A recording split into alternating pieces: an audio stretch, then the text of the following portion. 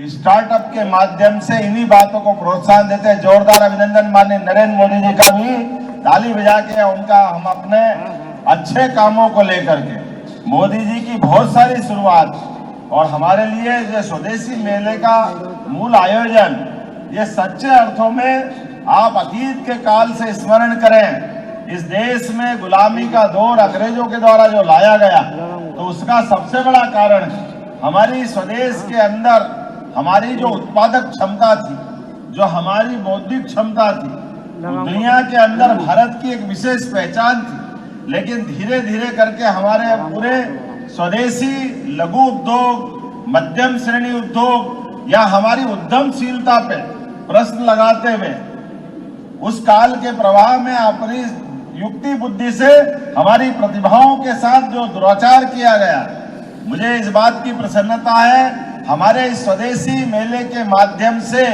जो आज ही मैं देख रहा हूं अपने इस आयोजन में लगभग कितने हजार आप बता रहे हो, अभी तक के 37,000 स्टार्टअप को प्रोत्साहन दिया है। जोरदार अभिनंदन करो। अपनी भावी पीढ़ी के लोग बैठे हैं, आपके मन में कोई संकल्प आए और आप अपनी उद्यमशीलता चालू करो, आप अपने नवाचार करो, अपने आइडिया को मैदान में उतारो।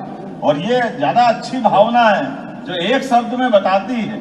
आप कह रहे हैं कि आप नौकरी मांगने वाले मत बनो, नौकरी देने वालों बनो। ये कितना अच्छा पवित्र भाव है। हमारे पास आकर के लोग कोई बेरोजगारी की बात करे, इसके बजाय हम सब रोजगार देने की दिशा में चले। मूल मंत्र बहुत गंभीर लेकिन बहुत महत्व का है। आज के इस अवसर पर चूंकि मुझे तो ऐसा लग रहा है ये यहाँ बालाघाट में मिनी इंडिया हो गया है, लघु भारत का रूप दिखाई दे रहा है। जिस प्रकार से उत्पादों की मुझे जानकारी दी गई है, सभी प्रकार के अलग अलग उत्पादों के साथ ये जो माहौल बनाया है वाकई अद्भुत बनाया। और मेले का मतलब ही मिलना जुलना है।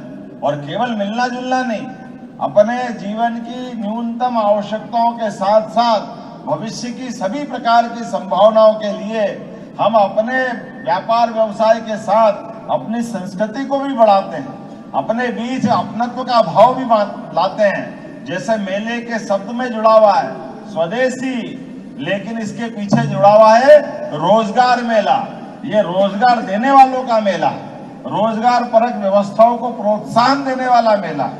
हम में से आज इस बात के लिए और आनंद आता है, काल के प्रवाह में हमारी अपनी बहुत अच्छी भूमिका थी, लेकिन हमारी अगर इकोनॉमी की बात करें तो आजादी के पहले से लेकर के उस काल में, जब आज अंग्रेजों के पहले की बात करें तो भारत की इकोनॉमी, भारत के उद्योग धंधे, मसाले, मलमल की, हमारे कपड़े की अलग अलग प्रकार की थान, लोग कहते हैं कि अंगूठी में से पूरा थान निकाल लेते थे।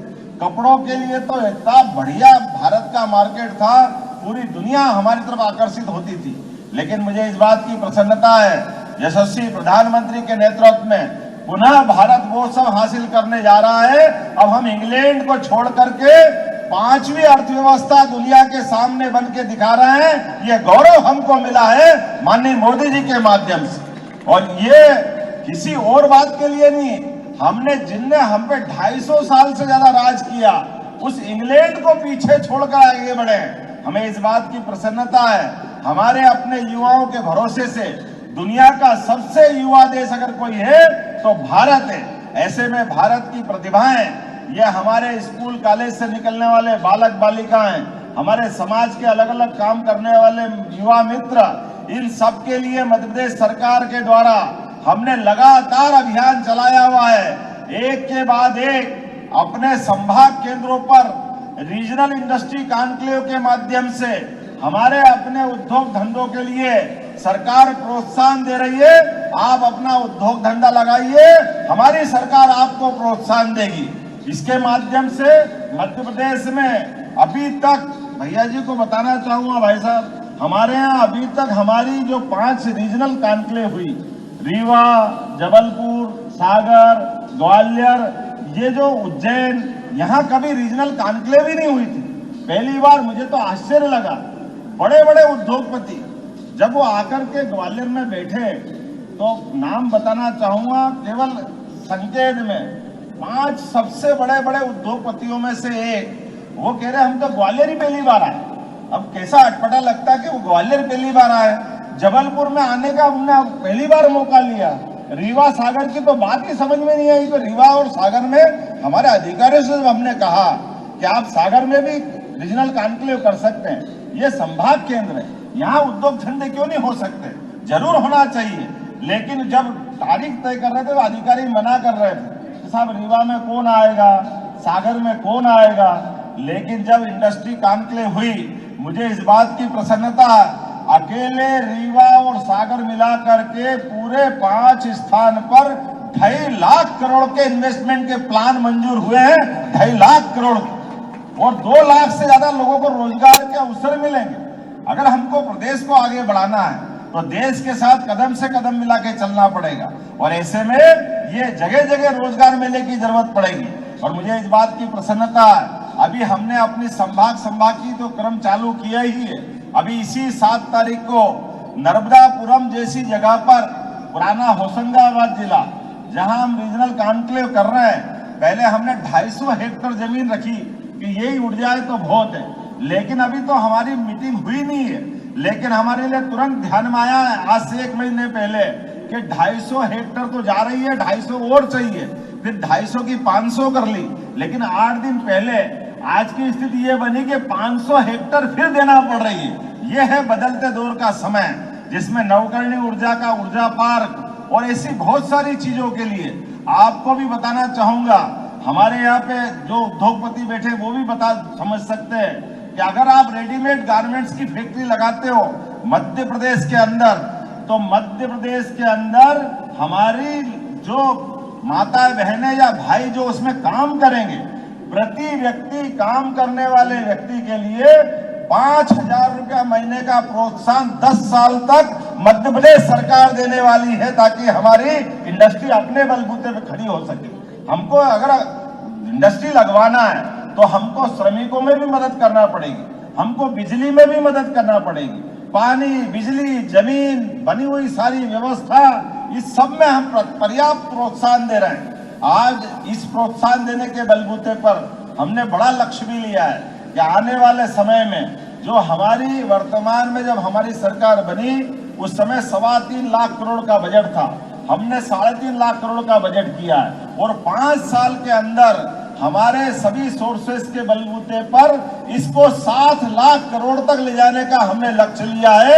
यह मध्य प्रदेश के अंदर हमारी एक बड़ी छलांग का निर्णय है, जिसके भरोसे से हमारे सभी सेक्टर में आज बदलाव कैसा है आपको बताना चाहूंगा।